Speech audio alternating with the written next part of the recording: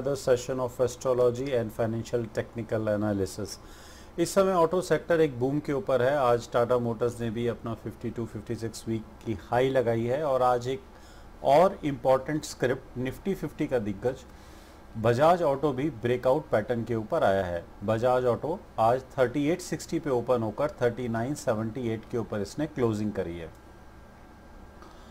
Bajaj auto को समझने के लिए हमें थोड़ा सा इसके पीछे जाना पड़ेगा। सबसे पहले हमें देखना पड़ेगा कि किस तरह से फरवरी के अंदर इसने एक पीक लगाई थी 4361 की और उसके बाद इसके अंदर करेक्शन आती है और फिर ये हमारे पास जून में एक दोबारा से सेम पीक बनाता है 4347, यानी एक डबल टॉप की फॉर्मेशन होती है और डबल टॉप की फॉर्मेशन होने के बाद बजाज ऑटो का चार्ट स्लाइड कर जाता है।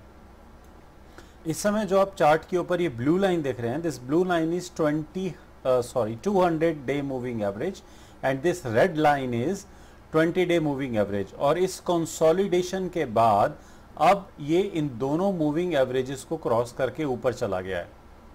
अगर हम डॉन्चन चैनल्स में भी देखें तो डॉन्चन चैनल्स का भी ब्रेकआउट हमारे पास आ चुका है।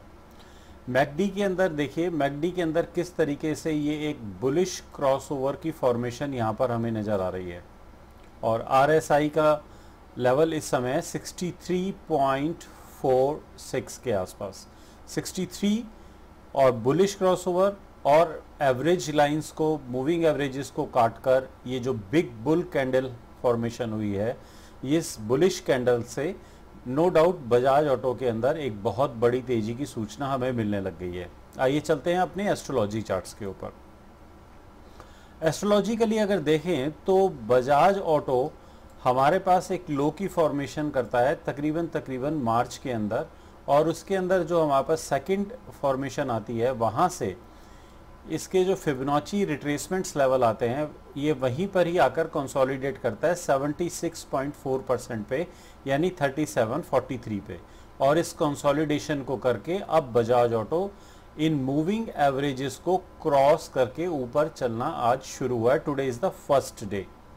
सो let us look at the seasonal tendencies. The seasonal tendency in the auto sector for November December is on a uprise trend.